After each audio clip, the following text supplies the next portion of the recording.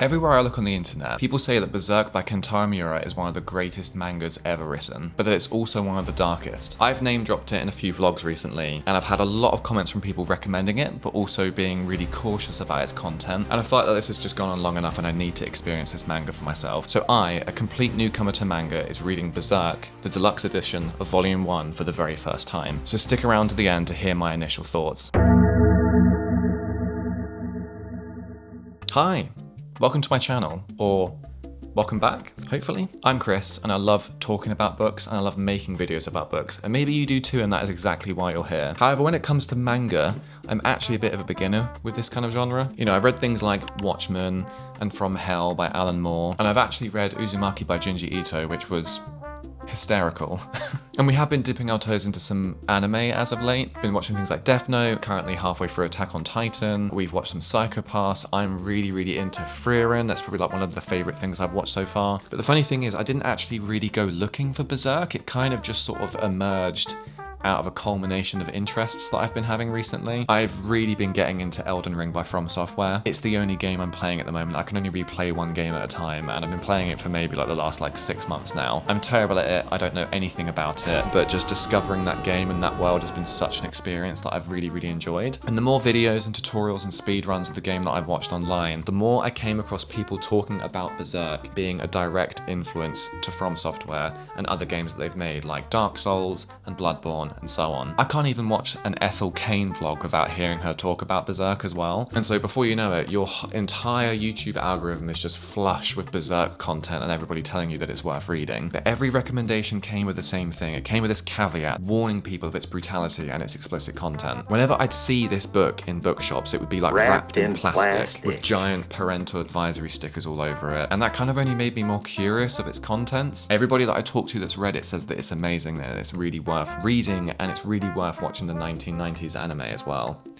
So here it is. Can one of the most celebrated manga ever written win someone over who barely reads manga? I've deliberately avoided spoilers. I genuinely don't really know what's coming. I know that it's a really long series as well, and this will probably only just scratch the surface, but let's start reading and see what I think. Okay, I'm currently on my lunch break at work. You join me in my bedroom, and I'm gonna get into some Berserk. And so I've got roughly 20 minutes to get started on Berserk Volume 1, but we'll just see. We'll see how I get on and if there's any reasonable places to stop. Let's see how it goes.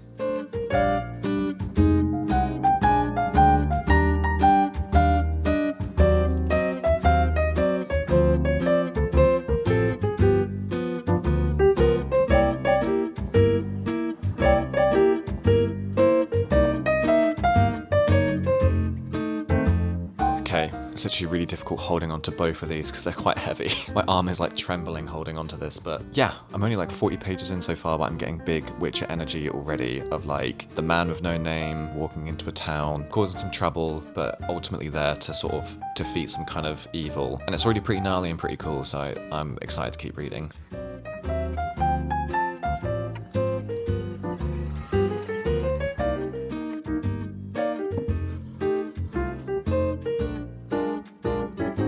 I'm kind of halfway through this volume now, I want to say. I was just looking back on Goodreads and I noticed that I had started this book almost a month ago now. I'm kind of enjoying the ride so far. The art style has been absolutely insane, but I'm actually finding the size of the book to be quite challenging. Oh, fuck, I've just lost my place. Good job, I was almost exactly halfway through the book. But yeah, I think overall I've actually found this volume quite difficult to read because it's so large. Like, it's the kind of thing that you have to read, you know, sat up, or you have to read like quite intentionally. It's really hard to just read it in bed because you kind of can't have it on your chest. You have to really sit up and kind of like have it like in your lap sort of thing. So maybe in like future volumes I might just read the each individual volume maybe and just get them secondhand or rent them from the library or something. I know a lot of people read this online, but I've been reading it physically just because it is probably the best way to see the art style. A lot of people have said online that the story is quite slow to start with, and that's been true so far. The action sequences have been great. It makes me want to play a lot of Elden Ring, I'm not gonna lie. We're kind of slowly learning about Guts and his backstory. We're getting little glimpses of his past traumas, potentially. We're also getting a little glimpse of some lore going on.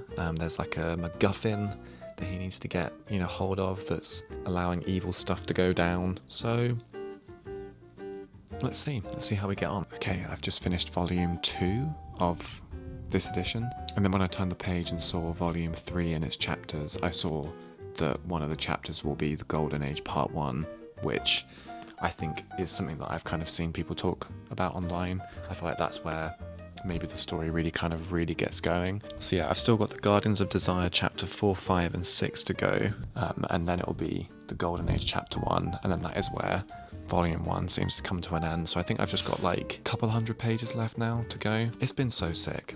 Obviously it's so sick. I feel like it really hasn't quite got going just yet. I am actually finding like the action to read so intense. It's obviously so over the top, you know, in its violence and in its kind of action, and also just in the art style. Like every movement is kind of expressed with a lot of line work. So like these massive fight scenes where he's kind of fighting a massive giant slug monster. There is so much to look at, and obviously just by nature of like reading something and wanting to get through it, you do just kind of get through it quite quickly, and every now and then you have to be like, hang on, wait a second, let me actually read that back a little bit, or maybe let me look at that again, because there was so much detail going on there that I've just completely skipped over. Oh, I've done it again where I've lost my page. But I think if anything, actually finishing here at the end of volume 2, it makes me wonder just how it's been adapted into an anime. I know people really rate that anime. So yeah, I think maybe the next time I sit down and read it, might be to finish it.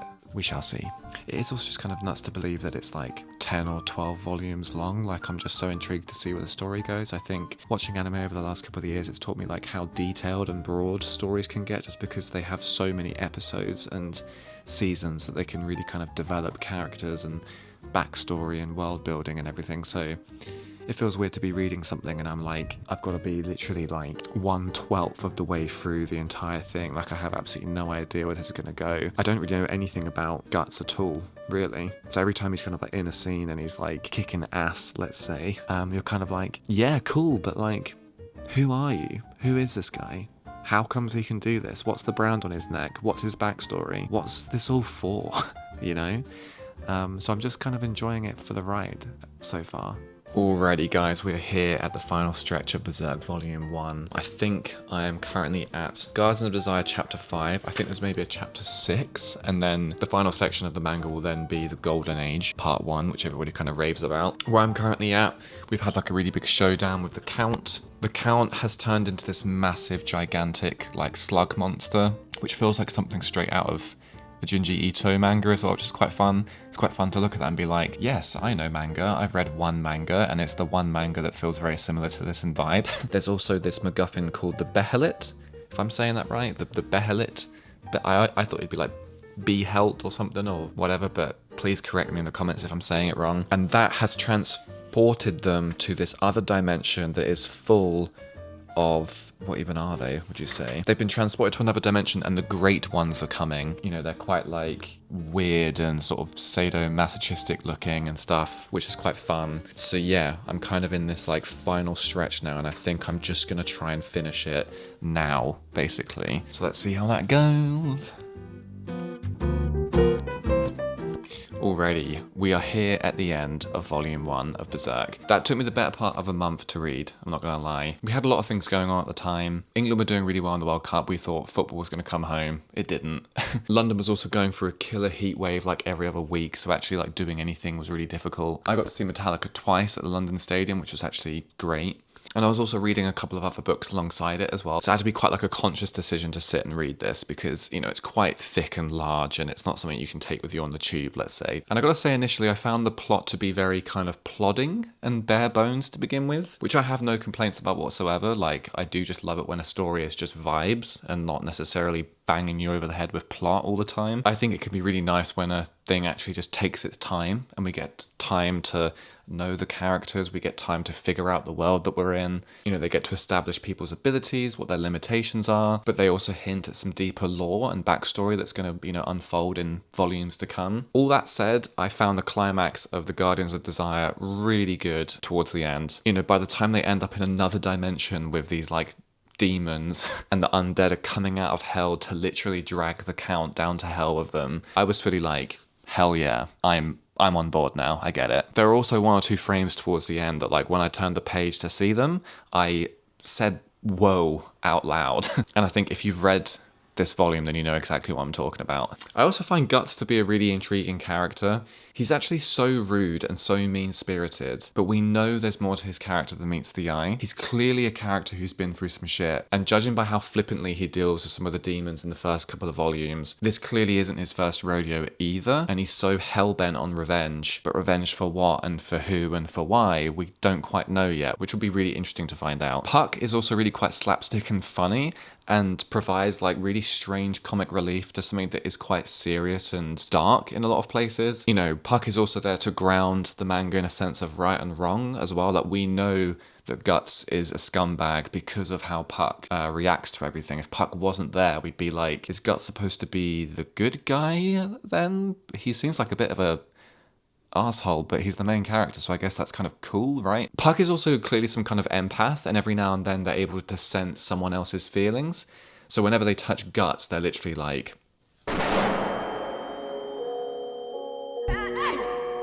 So we know something's up with Guts because of Puck's ability to do that. But then we also have the main antagonists of this volume, the God Hand, which feels straight out of Clive Barker's Hellraiser, which I fwigging love. I actually have Hellraiser here on Blu-ray. I've only seen it once. I haven't seen the sequels, but this film is sick, and the minute they were in this other dimension, I was like, this is Hellraiser. I also just really, really love it when fantasy stories are able to just take you along for a ride in its world building without much explanation or getting into the weeds of the how and why of things. Like, I love it when just things happen and you're like, cool, got it. You know, the dimension they find themselves in and these demons or gods just exist because it's almost like your hatred or despair for something manifests them in that moment. And then you essentially sell your soul to them to do your bidding. And in return, you become this gargantuan slug monster and you literally lose all your humanity. Much like in Hellraiser, like, you know, these interdimensional beings just appear to feed on your soul, basically. It's literally established in like 2 or 3 pages. It's not over-explained, and when it does, you're like, understandable, have a great day. I also love that when they travel to another dimension, it's clearly inspired by Relativity by M.C. Escher, that like famous linograph or painting of like those stairs. It's kind of been, you know, used in popular culture over the years. The second they were there, I was like, they're in Labyrinth with David Bowie. Basically, I do feel like I've just read a prologue to a really broad story. Like, I feel like this is just the tip of the iceberg of Berserk. The tip of the ice berserker. You know, I kind of feel like I've watched season 1 of like a 8-season TV show. I feel like I've watched 3 episodes of like a really solid mini-series, basically. I think next time I'll probably try and read it with a little bit more commitment as well. I think sometimes, from my experience reading Uzumaki, I think manga has such like a pace to it that it's like, it really benefits from kind of reading it all in one go. But I think the trouble is that like it's so detailed and interesting, and it's also so seminal and so loved by everyone that I kind of want to take my time with it. I don't want to like rush through these things and like finish it in 2 sittings. I want to take my time with it, but it's just really odd how a lot can happen in a very short space of time. So when you then come back to it a week later, you're like, what actually happened? Where did we leave off? Like, what's kind of going on? You kind of have to go back and like look at some of the frames again to be like, oh, yes, okay, we're in another dimension and we're fighting these like sort of god demons, okay. But is that kind of like a manga thing where you just kind of sit and you read these things cover to cover? Let me know.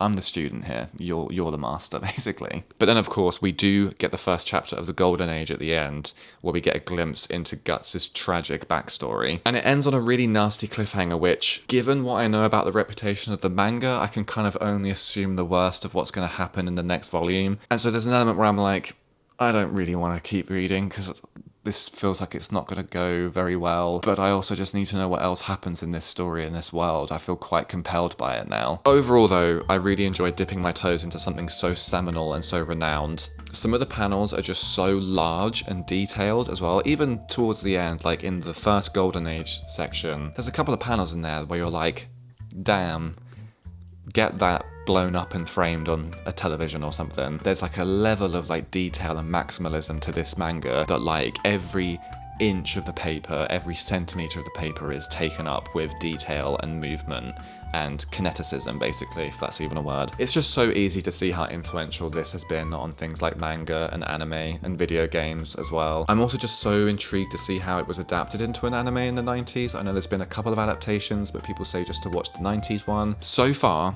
So good. I'm really excited to read The Golden Age. I think maybe when I do another reading vlog of this, I might try and read The Golden Age in its entirety across different volumes first, so I kind of have like a overarching narrative that I can talk about. You know, let me know if you enjoyed this format of video and if you want to see more. And if there's anything that I've kind of missed glaringly about Berserk or, you know, Kentaro Miura and how it was published and how it was released, then please let me know in the comments. I am the student here. If manga is your thing and if anime is your thing, then you are the master, basically. If there's anything else worth reading as well, if there's any other animes or manga that's worth picking up that I should kind of get into, this is the beginning of my journey. Click like, comment, subscribe for more. If you're watching this on a mobile, click the hype button. Sometimes there's a hype button that you can click. And yeah, thanks so much for watching. I'll see you next time on the next one. Bye. Bye, bye, bye, bye, bye.